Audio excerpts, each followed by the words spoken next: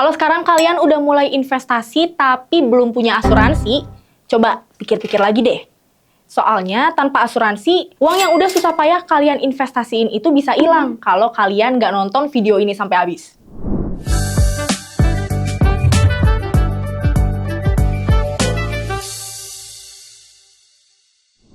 Zaman sekarang, kita tuh kebanyakan udah mulai sadar ya sama pentingnya ngelola keuangan.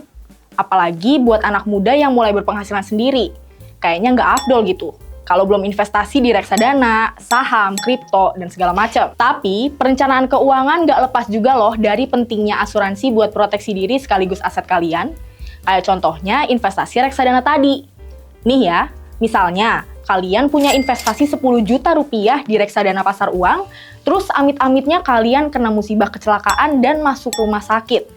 Tapi kalian nggak punya asuransi kesehatan. Terpaksa, kalian jadi harus keluarin uang yang kalian pegang, termasuk investasi 10 juta tadi buat nge-cover biaya rumah sakit. Makanya itu yang tadi aku bilang, asuransi fungsinya untuk ngamanin aset supaya kalau kalian ngalamin musibah kayak kecelakaan, kebakaran, sakit parah, biayanya bisa ditanggung sama asuransi dan investasi kalian nggak kepake. Tetap aman deh buat nyari untung.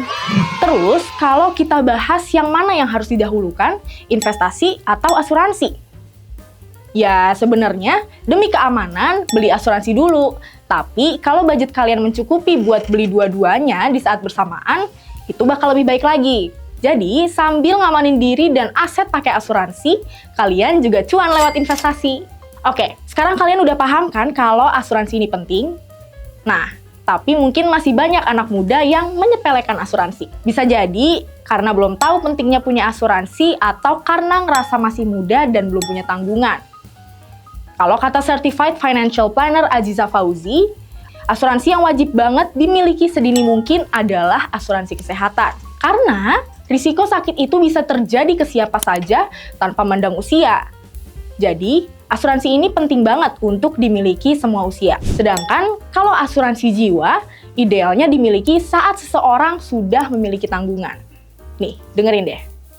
Kalau kita bicara tadi asuransi kesehatan, itu sebenarnya sedini mungkin Mbak untuk dimiliki oleh orang. Jadi bahkan mungkin sejak lahir gitu ya. Karena kan kita nggak pernah tahu resiko sakit itu bisa terjadi kapanpun.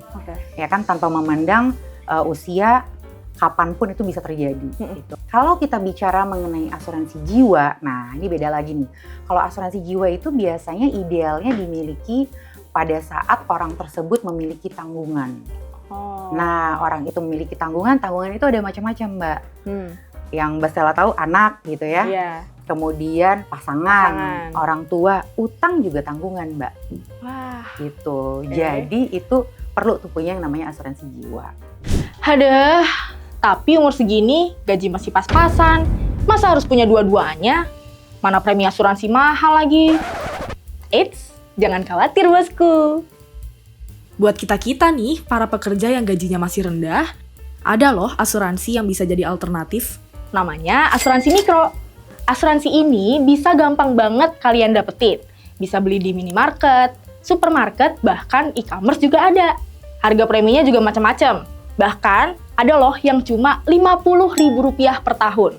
Di Indonesia tuh kan ada asuransi mikro ya untuk masyarakat yang berpenghasilan rendah. Asuransi mikro itu punya 4 ciri-ciri. Yang pertama, dia sederhana. Jadi polisnya sederhana, pertanggungannya juga sederhana yang biasanya terjadi. Risiko-risiko yang biasanya terjadi di masyarakat gitu ya. Dia lebih simple, lebih sederhana. Kemudian yang kedua, mudah itu mudah didapat. Jadi asuransi ini gampang banget dibeli. Mbak Stella pergi ke minimarket, pergi ke toko swalayan gitu, itu bisa. ada ke Pegadaian, kantor pos ada. Biasanya mereka jual dalam bentuk voucher. Kemudian yang ketiga, ekonomis. Ekonomis itu berarti dia lebih murah preminya dibandingkan dengan asuransi yang memang yang biasa aja gitu ya. Kemudian yang terakhir itu segera. Segera itu klaimnya lebih cepat dibandingkan dengan asuransi pada umumnya. Tapi balik lagi ya, perlu dicatat ada harga, ada barang. Kalau emang kalian punya budget yang mencukupi untuk beli asuransi non-mikro yang cakupannya lebih luas, better untuk pilih asuransi yang itu aja. Karena dari segi pertanggungan pastinya lebih besar daripada asuransi mikro. Sekarang, kalau kalian masih bingung nih gimana cara ngebagi gaji, beli asuransi sekaligus investasi, sini, aku spill caranya. Yang namanya perencanaan keuangan itu rumusnya kurang lebih sama. 10% untuk tabungan dan investasi, 10% untuk asuransi, 30% untuk cicilan, dan 50% sisanya untuk kebutuhan sebulan. Misalnya nih, gaji kalian 5 juta. 500.000 kalian alokasiin ke tabungan dan investasi, 500.000 alokasiin ke asuransi, maksimal 1,5 juta untuk bayar cicilan, itu pun kalau ada.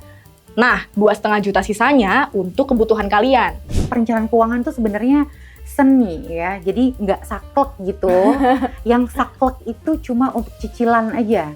30% Sama ya. untuk tabungan nggak boleh di bawah 10% ya, jadi harus di atas itu kalau bisa.